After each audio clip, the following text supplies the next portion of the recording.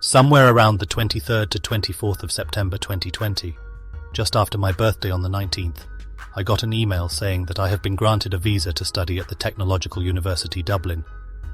Of all the days going forward, I specifically picked October 1st as the day to leave the country. On this day, many were celebrating the independence of Nigeria from colonial rule. For me, that day was my independence from the tyranny of the Nigerian socio-political and economic torments. And the irony was the fact that I was heading to the continent of the colonial master, and it felt like true freedom for me.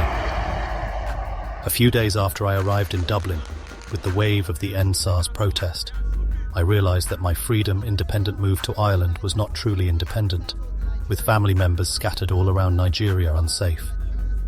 20th of October 2020 struck a different kind of chord to my nerves. Little did I know that I was not the only one traumatized by the event of that very day. It was a lash to the innermost vein of every youth born and bred in Nigeria. That very event gave momentum to a historic statement made both consciously and unconsciously by the youth. A statement that simply says, "We will never rest until those who gave the order are brought to book." 2 years down this line, we collectively both consciously and unconsciously began to pay attention to the political rhetoric of the ruling class. The order, the attack. Extrajudicial killings and wrongful conduct by means of the Nigerian Police Force. The Nigerian army and everybody connected thereto have no interest in uncovering the truth of what happened in Lekki. Children cursing, people having the effrontery to enter an Oba's palace. Mr. Speaker, in the next 5 years, there will be no Nigeria. We started studying the ways of our oppressors. We started to shuffle out the good eggs from the bad. In all, we only found one man, credible in character and fit for our vote. Mr. Peter Obi. Nigerian presidential candidate Peter Obi has spoken to thousands of supporters at a rally in Lagos ahead of elections this month. In him was born the obedient movement.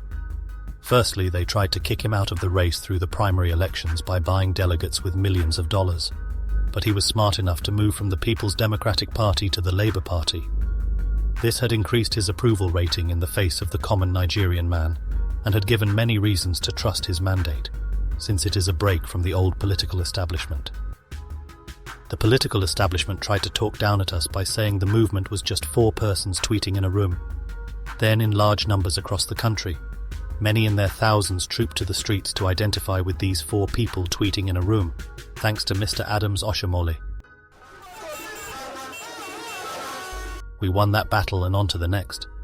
For the sake of the momentum that the obedient movement had given to Mr. Peter Obi, the candidate of the Labour Party, many became members of the party and more persons even got elective tickets under that party.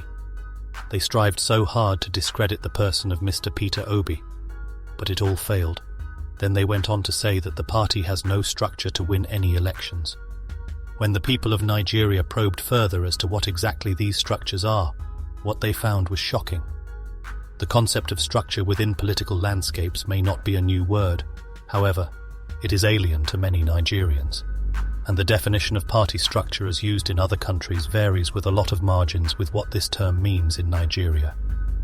The concept within the politics of an advanced nation is used to describe political heavyweight individuals who have the capacity to influence the pattern of vote within their small jurisdiction. However, within the Nigerian context, this simply means having the right political heavyweight across all areas of the country, with the ability to mobilize violent people who are ready to rig the election on their behalf or distort the process in effort that the opposition don't win in that area. This structure was and has always been the key to electing corrupt elements into public offices. However, the last election saw a different kind of structure known as the obedient structure. On the 25th of February, on this day, millions of Nigerians stood under the sun and in the rain, from morning till the dawn of the next day, voting and protecting their votes from hoodlums contracted by corrupt politicians. Many died protecting the will of the Nigerian people. Others, such as Jennifer, got injured in this process. Regrettably, there was another problem, and it has to do with a different kind of structure, known as the institutional structure of political corruption. This is by far the most dangerous form of structure, because the structure poses a real threat to democracy, and this structure is the creation of the Constitution. It is the institution fundamentally charged by the Constitution to carry out electioneering rituals in.